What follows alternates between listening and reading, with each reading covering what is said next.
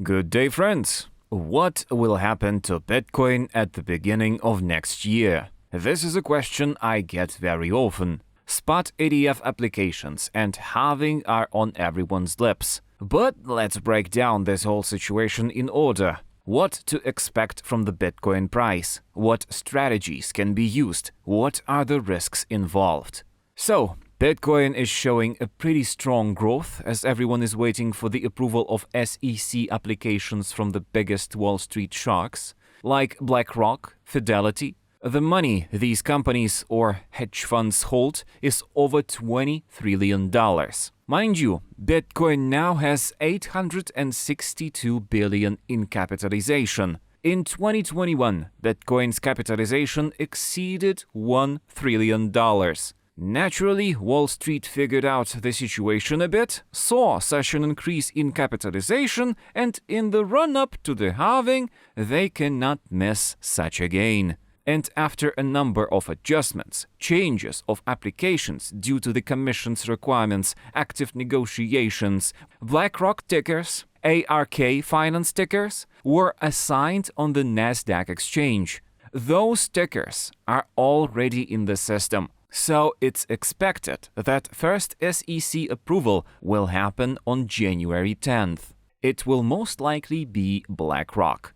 More than 10 companies have sent in their applications, and this is very significant event involving very big money, very big investments. Let me remind you, ETFs are traded exchange funds, through which you will be able to invest in Bitcoin via any major exchange. The issuer or manager of this exchange-traded fund, the very same BlackRock, will have to buy Bitcoins to back their asset and store it. Naturally, we all realize that the number of Bitcoins is limited to 21 million tokens, and some of them are already lost forever. Their number is not increasing and there are less than 1 million left to be mined. This is why large companies are now becoming more active. They have a potential opportunity to invest in the asset, not through crypto exchanges, but through ETFs. These large companies are just intermediaries, brokers, who make money from it. These companies, realizing that in previous halving cycles, Bitcoin has had significant growth, halving occurs every 210,000 blocks, and next April we're expecting a new one, the fourth in order. Well, in order not to be baseless, let's take a look at what happened to Bitcoin in 2016, when the last halving happened. It happened roughly somewhere around here, April or May. The price was somewhere around $440, $450. And after that, we saw a significant rise that lasted until the end of 2017, a year and a half of growth. After which Bitcoin was $19,000 worth. Bitcoin grew 40 times and generated 1,000% income. Now let's look at the 2020 halving. They happen every 4 years. This is where it happened, somewhere around here. Its price was $6,900, $7,000.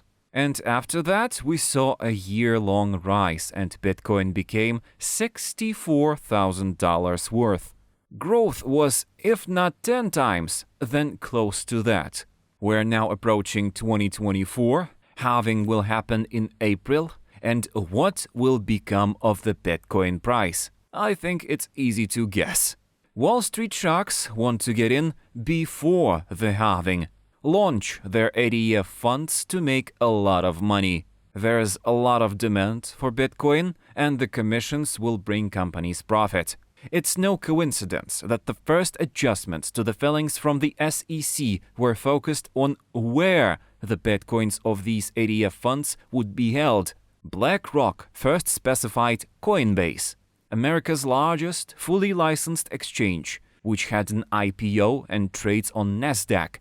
So it is completely not coincidental that the Binance exchange was under such intense pressure. The Binance US division was practically wiped out. Binance lost its manager and founder. He was banned from occupying such positions. And a record fine of $2.4 billion was issued. So what is the US government and regulator in form of the Securities Commission doing? They restrict the ability to make large purchases of Bitcoin, except from these very ATFs and Coinbase. Because most of the companies that have filed for Bitcoin ATF have listed Coinbase as a custodian. So the US government is limiting the number of venues where you can buy Bitcoin. That's huge money, huge commissions. The same BlackRock will buy Bitcoin, but where? On Coinbase, of course. And all the taxes will go to the American government. To exclude the possibility of making money on this by Binance and other exchanges, all these actions were made. So the easiest way to make money is move with the big money. And very big money will move into Bitcoin. Bitcoin has a capitalization of 862 billion, but it could easily be capitalized over $1 trillion. The price of Bitcoin could realistically double, reaching 100K. No joke. What strategies can be used? When will the growth happen? The approval of the first application is expected to happen around the 10th of January. If we look at the January option series, the easiest choice is to buy a call spread with the expectation that Bitcoin will just exceed at least 50K, which is very likely. Naturally, the purchase of this vertical call spread can be financed by... Oh yes, let's deal with the margin requirements first. The margin requirements are $565. There's strike 48 call option spot, strike 50 call option sold, and the expected profit is about $1,500. On a relatively small price movement, you can get 3 times as much profit. This strategy can be improved if you finance it by selling put options. You can sell put options with a strike of 40, and here we go. With this sale, we have fully financed the purchase of the vertical spread. And even if the price falls to 40,000, we will not lose anything on the expiration date of January 26th. And if the price rises, we will earn over $2,000 if we will be working with 1,000 contracts of each strike. Yes, this strategy with selling put options will require high margin requirements, $6,000. But excuse me, the break-even zone is huge and there's even a small profit, $100 or $200. We lose nothing if the price does not go up.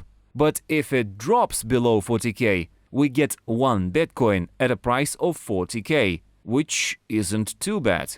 We're looking at March futures right now. They are normal futures traded on the AE exchange, and the price is now $45,305, while the December futures price is $43,900.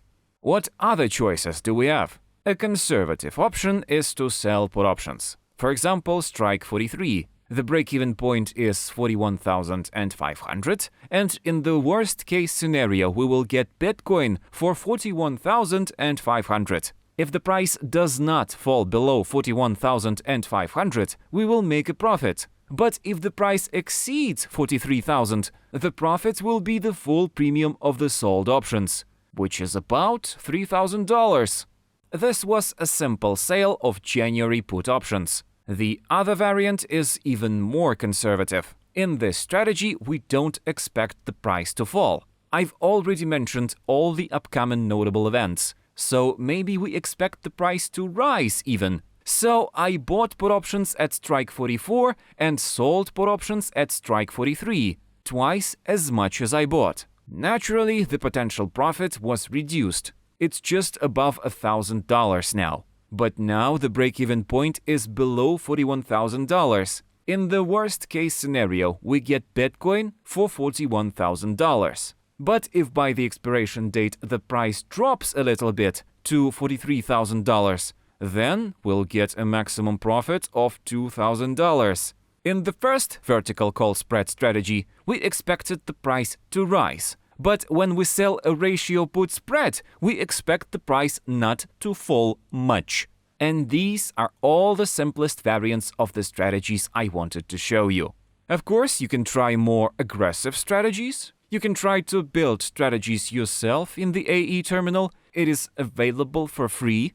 There are a large number of strikes available right now. Not only the January series of options, but also the March series. Let's take a look at the March series. Call options of strike 60, 70, all available. You can use them to build call spreads. These options are cheap, but if they work out, they are going to show fantastic profits. So model all you want.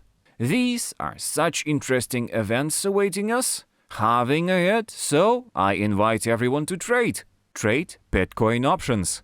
I will be happy to answer all of your questions that are left or come up after this video. Leave a like if the information was useful. I wish you good luck and successful options trading.